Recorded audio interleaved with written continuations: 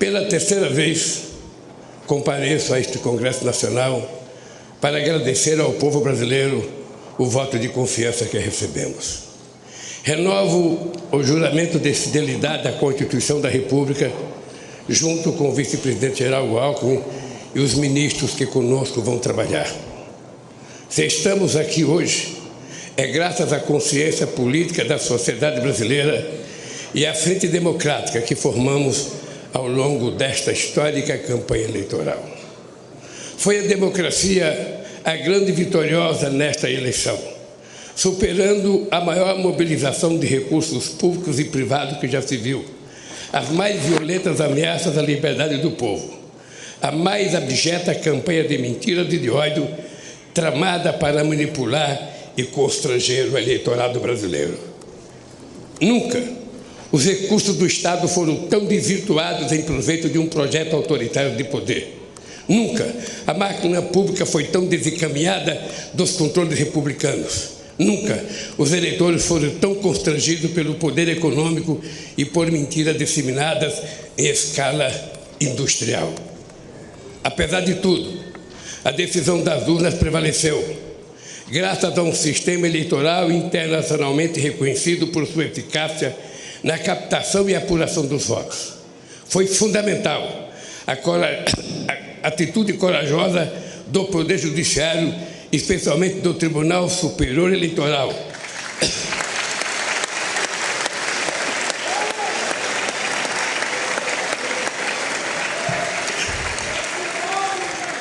para fazer prevalecer a verdade das urnas sobre as violências de seus detratores. Senhoras e senhores, ao retornar a este plenário da Câmara dos Deputados, onde participei da Assembleia Constituinte de 1988, recordo com emoção os embates que travamos aqui democraticamente para inscrever na Constituição o mais amplo conjunto de direitos sociais, individuais e coletivos, em benefício da população e da soberania nacional. 20 anos atrás, quando fui eleito presidente pela primeira vez, ao lado do companheiro vice-presidente José Alencar, iniciei o discurso de posse com a palavra mudança. A mudança que pretendíamos era simplesmente concretizar os preceitos constitucionais, a começar pelo direito à vida digna, sem fome, com acesso ao emprego, à saúde e à educação. Disse naquela ocasião que a missão de minha vida estaria cumprida quando cada brasileiro e brasileira pudesse fazer 3 refeições por dia.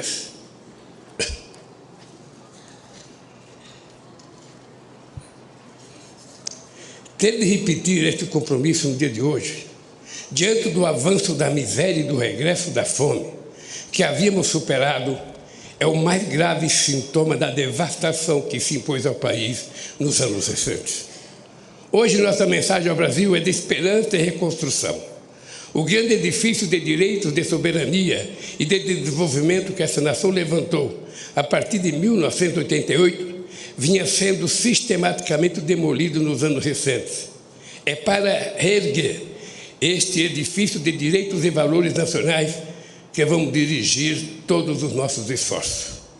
Queridos amigos e amigas, em 2002, dizíamos que a esperança tinha vencido o medo, no sentido de superar os temores diante da inédita eleição de um representante da classe trabalhadora para presidir os destinos do país.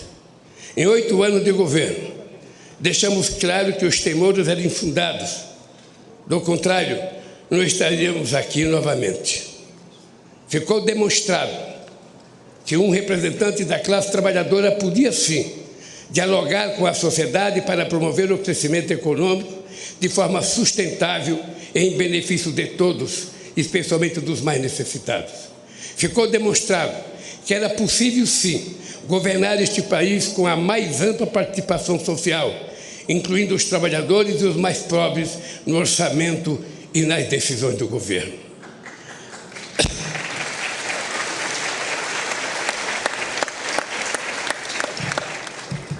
Ao longo desta campanha eleitoral, vi a esperança brilhar nos olhos de um povo sofrido, em decorrência da destruição de políticas públicas que promoviam a cidadania, os direitos essenciais, a saúde e a educação.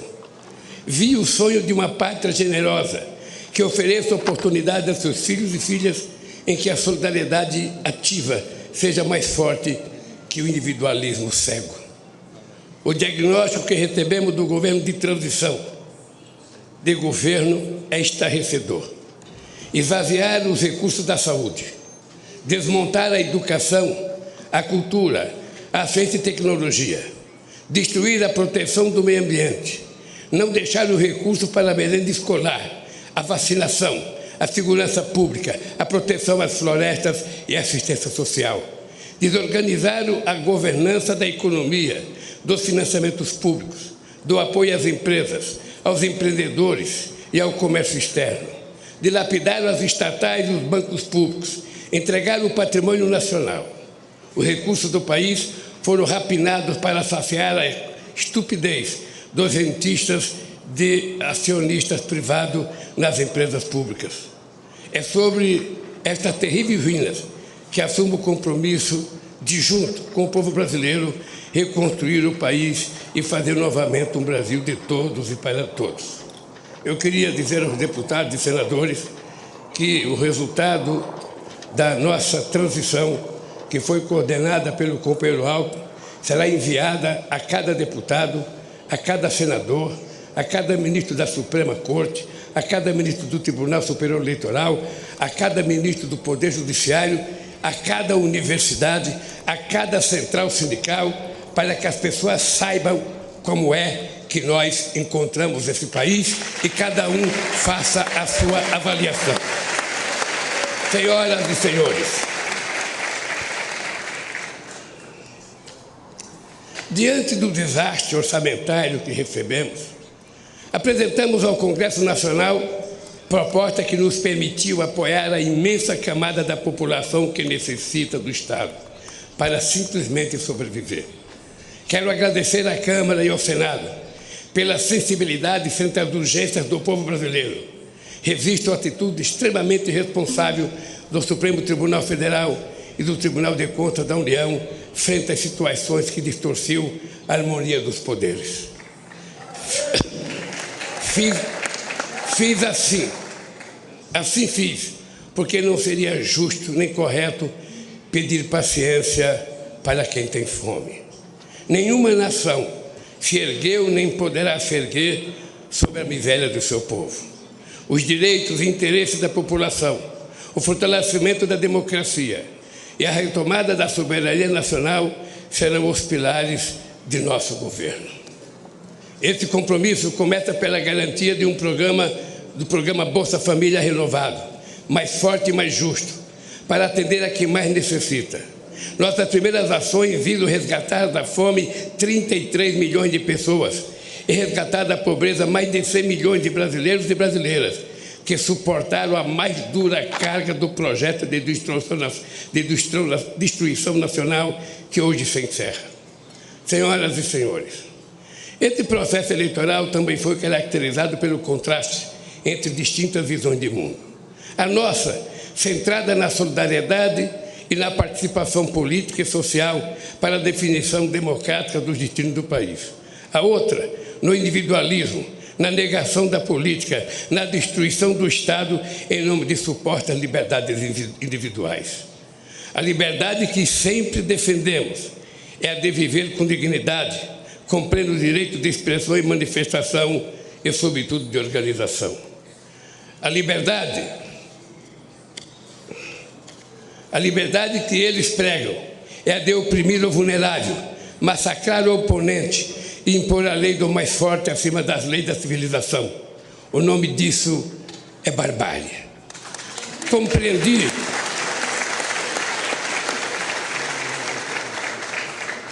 Compreendi desde o início da jornada que deveria ser candidato por uma frente mais ampla do que o campo político em que me formei, mantendo o firme compromisso com minhas origens. Esta frente se consolidou para impedir o retorno do autoritarismo no país. A partir de hoje, A lei de acesso à informação voltará a ser cumprida. O portal da transparência voltará a cumprir seu papel. Os controles republicanos voltarão a ser exercidos para defender o interesse público. Não carregamos nenhum ânimo de revanche contra os que tentaram subjugar a nação a seus desígnios pessoais e ideológicos, mas vamos garantir o primado da lei. Quem errou responderá por seus erros, com direito à ampla defesa dentro do devido processo legal. O mandato que recebemos à frente de adversários inspirados no fascismo será defendido com os poderes que a Constituição confere à democracia. Ao ódio responderemos com amor, à mentira com a verdade, ao terror e à violência responderemos com as leis e suas mais duras consequências. Sob os ventos da redemocratização dizíamos, ditadura nunca mais. Hoje, depois do terrível desafio que superamos, devemos dizer, democracia para sempre.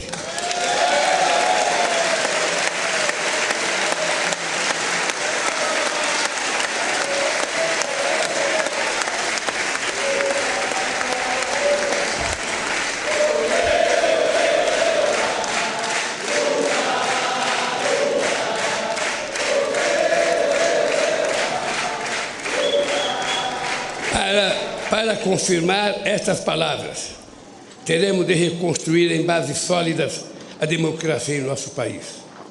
A democracia será defendida pelo povo na medida em que garantir a todos e a todas os direitos inscritos na Constituição. Senhoras e senhores, hoje mesmo estou assinando medidas para reorganizar as estruturas do Poder Executivo, de modo que volte a permitir o funcionamento do governo de maneira racional, republicana e democrática, para resgatar o papel das instituições do Estado, bancos públicos e empresas estatais no desenvolvimento do país, para planejar os investimentos públicos e privados na direção de um crescimento econômico sustentável ambientalmente e socialmente. Em diálogo com os 27 governadores, vamos definir prioridades para retomar obras irresponsavelmente paralisadas, que são mais de 14 mil no país. Vamos retomar o Minha Casa Minha Vida e estruturar um novo PAC para gerar empregos na velocidade que o Brasil quer e necessita. Buscaremos financiamento e cooperação nacional e internacional para o investimento, para dinamizar e expandir o mercado interno de consumo, desenvolver o comércio, exportações, serviços, agricultura e indústria. Os bancos públicos, especialmente o BNDES, e as empresas indutoras do crescimento e inovação, como a Petrobras, terão um papel fundamental nesse novo ciclo. Ao mesmo tempo, vamos impulsionar as pequenas e médias empresas, potencialmente as maiores geradoras de emprego e renda, o empreendedorismo, o cooperativismo e a economia criativa. A roda da economia vai voltar a girar e o consumo popular terá papel central nesse processo. Vamos retomar a política de valorização permanente do salário mínimo e estejam certos de que vamos acabar mais uma vez com a vergonhosa fila do INSS, outra injustiça restabelecida nesses tempos de destruição.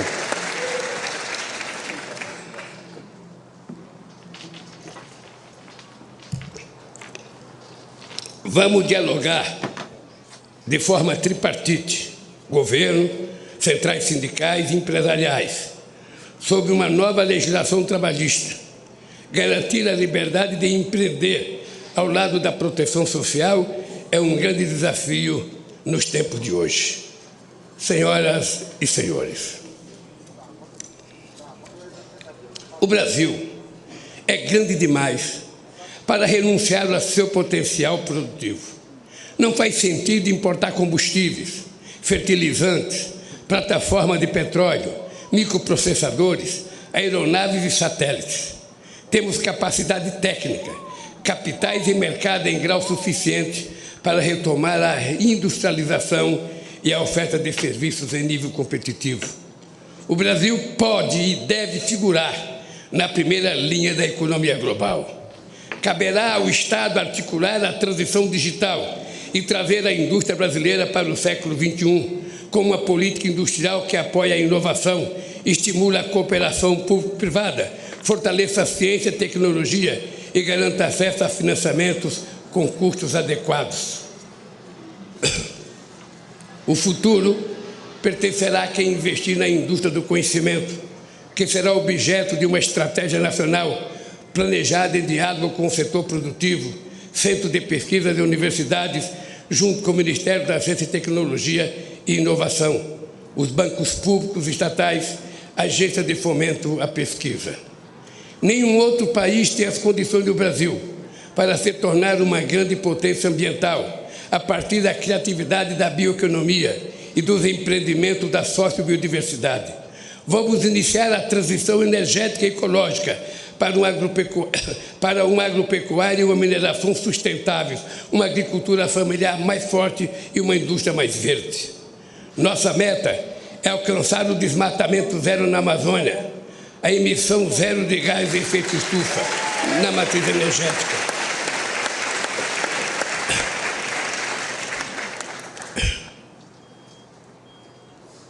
Além de estimular o reaproveitamento de pastagens degradadas, o Brasil não precisa desmatar para manter e ampliar sua estratégica fronteira agrícola. Não é preciso derrubar nenhuma árvore, é só replantar os 30 milhões de hectares de terra degradada que a gente vai poder viver sem derrubar madeira, sem fazer queimada e sem precisar invadir os nossos biomas.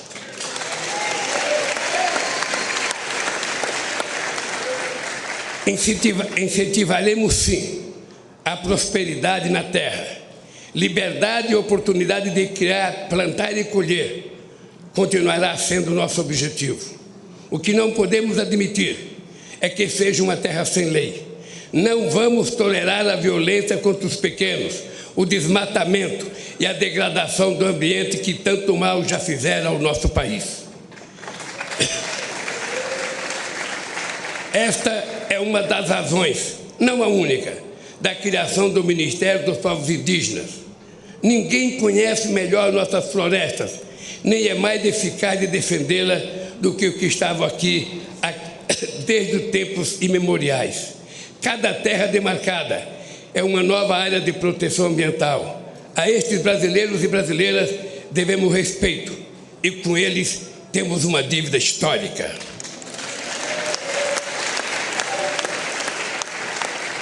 Vamos revogar todas as injustiças cometidas contra os povos indígenas. Queridos amigos e amigas, uma nação não se mede apenas pelas estatísticas, por mais impressionante que sejam. Assim como o ser humano, uma nação se expressa verdadeiramente pela alma de seu povo. A alma do Brasil reside na diversidade inigualável da nossa gente e das nossas manifestações culturais. Estamos refundando o Ministério da Cultura, com a ambição de retornar mais intensamente às políticas de incentivo e de acesso aos bens culturais interrompida pelo obscurantismo nos últimos anos. Uma política cultural democrática não pode temer a crítica nem eleger favoritos. Que brotem todas as flores e sejam colhidas todos os frutos da nossa criatividade, que todos possam dela usufruir sem censura e sem discriminação.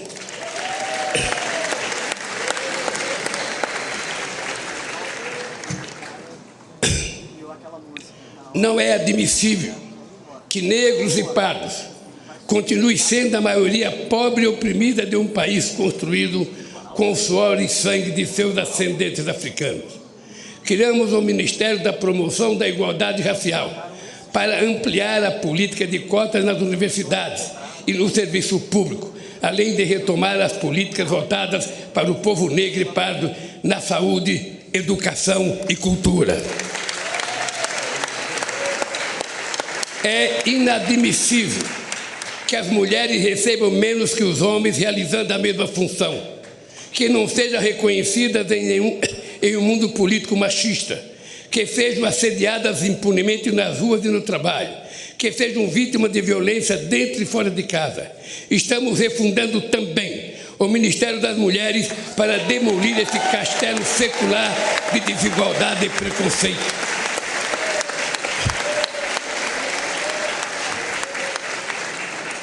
Não existirá verdadeira justiça num país em que um só ser humano seja injustiçado.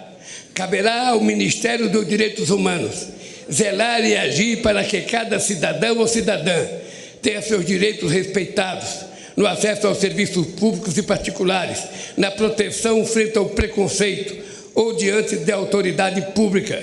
Cidadania é outro nome da nossa querida democracia.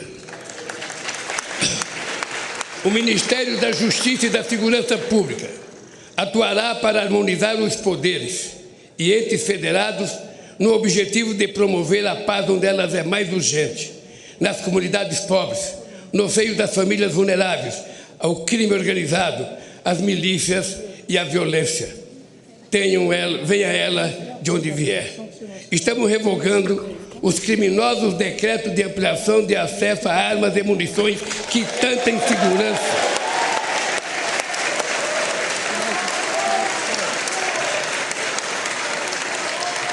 tanta insegurança e tanto mal causaram às famílias brasileiras. O Brasil não quer e não precisa de armas na mão do povo. O Brasil precisa de segurança. O Brasil precisa de livro, de educação e de cultura para que a gente possa ser um país mais justo. Sob a proteção de Deus, inauguro este mandato reafirmando que no Brasil a fé pode estar presente em todas as moradas, nos diversos templos, igrejas e cultos. Neste país, todos poderão exercer livremente sua religiosidade. Senhoras e senhores, o período que se encerra foi marcado por uma das maiores tragédias da história, a pandemia de Covid-19. Em nenhum outro país a quantidade de vítimas fatais foi tão alta proporcionalmente à população quanto no Brasil. Um dos países mais preparados para enfrentar as emergências sanitárias, graças à competência do nosso Sistema Único de Saúde e da competência de vacinação do nosso povo.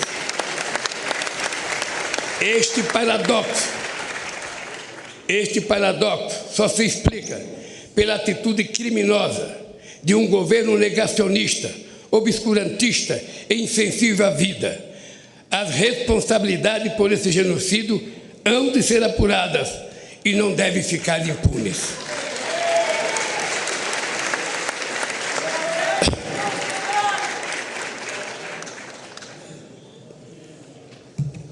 O que nos cabe no momento é prestar solidariedade aos familiares, pais, órfãos, irmãos e irmãs de quase 700 mil vítimas da pandemia.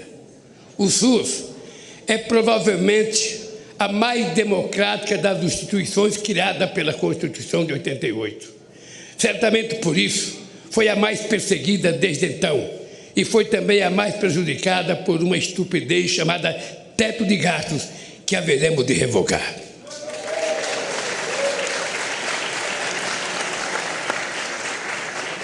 Vamos recompor os orçamentos da saúde para garantir a assistência básica, a farmácia popular, promover o acesso à medicina especializada.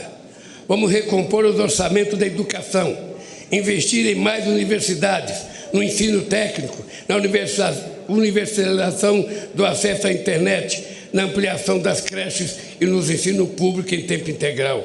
Este é o investimento que verdadeiramente levará ao desenvolvimento do país. O modelo que propomos, aprovado nas urnas, exige sim compromisso com a responsabilidade, a credibilidade e a previsibilidade. E disso não vamos abrir mão. Foi com realismo orçamentário, fiscal e monetário, buscando a estabilidade, controlando a inflação e respeitando contratos que governamos este país. Não podemos fazer diferente. Temos, sim, a obrigação de fazer melhor do que fizemos. Senhoras e senhores, os olhos do mundo estiveram voltados para o Brasil nestas eleições.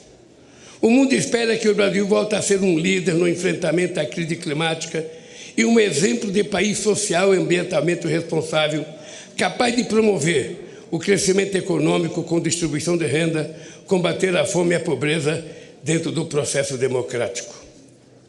Nosso protagonismo se concretizará pela retomada da integração sul-americana a partir do Mercosul, a revitalização da Unasul e demais instâncias de articulação soberana da nossa região.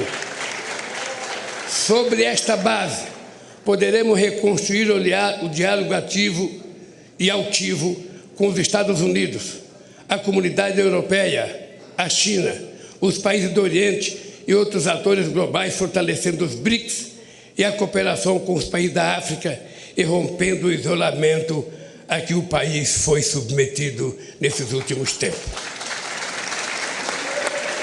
O Brasil tem de ser dono de si mesmo, dono do seu destino, tem de voltar a ser um país soberano. Somos responsáveis pela maior parte da Amazônia e por vastos biomas, grandes aquíferos, jazidas de minérios, petróleo e fontes de energia limpa. Com soberania e responsabilidade, seremos respeitados para compartilhar essa grandeza com a humanidade, solidariamente, jamais com subordinação. A relevância da eleição no Brasil refere-se, por fim, às ameaças que o modelo democrático vem enfrentando ao redor do planeta. Articula-se uma onda de extremismo autoritário que dissemina o ódio e a mentira por meios tecnológicos que não se submete a controles transparentes. Defendemos a plena liberdade de expressão, cientes de que é urgente criarmos instâncias democráticas de acesso à informação confiável e de responsabilização dos meios pelos quais o veneno do ódio e da mentira são inoculados. Este é um desafio civilizatório, da mesma forma que a superação das guerras, da crise climática e da fome e da desigualdade no planeta. Reafirmo para o Brasil e para o mundo a convicção de que a política, em seus mais elevados sentidos, e apesar de todas as suas limitações, é o melhor caminho para o diálogo entre os interesses divergentes para a construção pacífica de consenso. Negar a política e desvalorizá-la e criminalizá-la é o caminho da barbárie e das tiranias.